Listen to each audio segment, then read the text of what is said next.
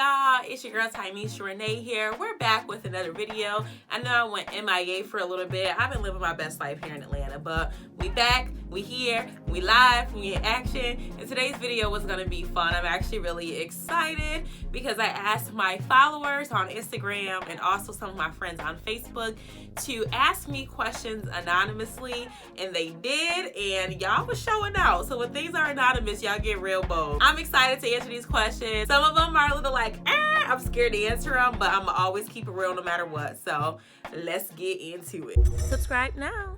Would you date or be in a relationship with someone shorter than you? Absolutely not. I am 5'8". If you had a bad day, you can look up to someone and they like hug you and make you feel like safe and secure. And I personally don't feel like I would get that from someone who's shorter than me. And then I also wonder, like, people be thinking I'm joking when I say this, but like, if you're tall like me, when we have sex, is their feet gonna touch my shins? Those are things that I think about. Do you like it? Yay. Ooh, that's how it's supposed to be. If he wants me to expose the freak, I'm not opposed. I'm not opposed. Oh my gosh, my mama gonna kill me. Is there a guy that you dated or talked to that got away and you wish that it could have worked out? In most cases in my dating history, I'm the one who got away. There have been some instances where I messed up, but I'm a strong believer that whoever's meant to be in your life, they'll be in your life. I don't live with regrets over here, so no. Do you feel like you intimidate guys with your height? I don't think I intimidate the guys that I would be interested in, because like I said, I like taller men. So I could possibly intimidate shorter guys with my height, but from my experience, men who are shorter than me, they love tall women. But nah, I mean, y'all better appreciate these stallions out here, okay? Don't be intimidated. Do you have any guy friends that you could see yourself in a relationship with but can't? And if so, why and how do you deal with being just friends in those feelings? Ooh, that's a good question. I'm sitting here racking my brain. I think I know who asked this. You real sneaky, you real sneaky. But I'm gonna answer it. I do have situations where I feel like I could see myself being with someone, but they are unavailable, usually because they're in a relationship. Dating is like really, really tough for me, and it's frustrating when you see that you guys align so well, but because of timing and life and all those things, like you guys can't date one another. I'm never gonna push up on somebody who's in a relationship because I wouldn't want nobody to do that to me. So yeah, it ain't wrong for a man to get the jack off machine, right? Because this thing works wonders. I think that self-pleasure and learning yourself sexually is very important because it makes your experiences with other people great. If that machine works for you, you go ahead and you live your best life. Where would your dream honeymoon be? You know what's crazy? I haven't even thought about that because I feel like wherever I am with my husband, I would just be super happy. But I'm definitely a nature person. I love water, beaches. I've been really wanting to go to Harbor Island in the Bahamas because they have pink sand. I want to go to Hawaii. They have black sand. Caracas. I don't know if I pronounced that correctly. Do you think that you'll ever get better with responding to text? Listen here, let me drink my drink. I have like 50 million things going on in my brain at any given time. It's not intentional. I'll be like, oh, I read the message, and in my head I have the response, and then I'll go back to doing what I was doing, and then I forget to respond. It's a work in progress, all right? Don't judge me. It ain't got nothing to do with the fact that I'm light-skinned. All right, I really want to get to know you. How should I approach you during this quarantine? I would say just don't do anything stupid.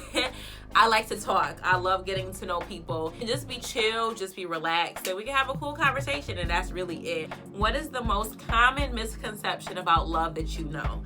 And how are you going to debunk it? I think that the most common misconception with love is that in order for you to prove your loyalty to someone and prove that you really love them, you have to stand by whatever toxic behaviors they have. I don't think that love should be measured by you being in an unhealthy situation, and a lot of people do think that.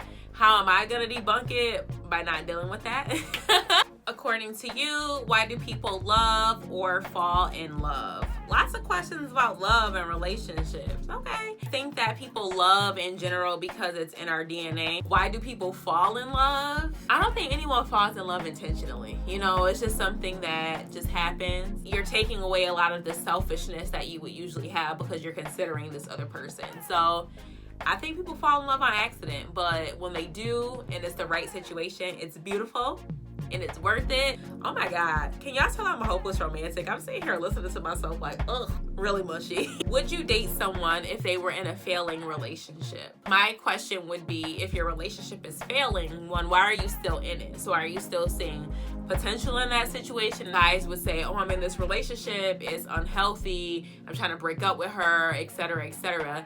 And they start dealing with you, and then you become a side piece. So we're not with that type of vibe. I'm too old for it. I don't have time for mess and drama. So whenever you have that fixed and that's situated, then you can holla at me. Where do you see yourself in 5 years? In 5 years, I will be in my early 30s. Scary to even think about. Oh my gosh, this is out here getting old. I want to have my own business. I want to be thriving in my business. I want to have at least one property that I own, at least one. Travel the world, have multiple stamps on my passport. I'm going to be like the fine auntie, you know, who's out here living her best life. Would you remain in Atlanta for the rest of your life, or do you have a different city that you would like to call home? I don't think I've been in Atlanta long enough for me to say that I would want to stay here for the rest of my life. I don't think that if I do stay in Georgia, I would live in Atlanta. I'm definitely not a big city type of person. I like having more of that community feel. I'm a small town type of gal. What's the most scared that you've ever been?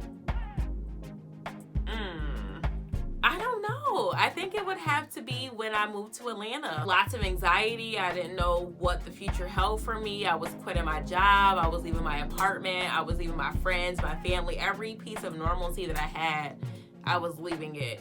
And shoot, sometimes I'm still scared. I'm like, I'm here and, you know, I don't know what to expect, what the future holds for me, but it's like a good type of scare. This is the last question, y'all. And the question is, what TV channel do you believe in? I don't really know how to answer this, but I will say that I don't watch TV that much. However, I do watch YouTube. So I believe in my YouTube channel.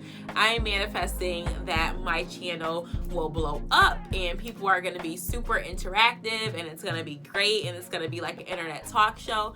I believe in myself. So, yeah, Tynisha Talks. If you ain't subscribed yet, make sure you go ahead and do that. All right?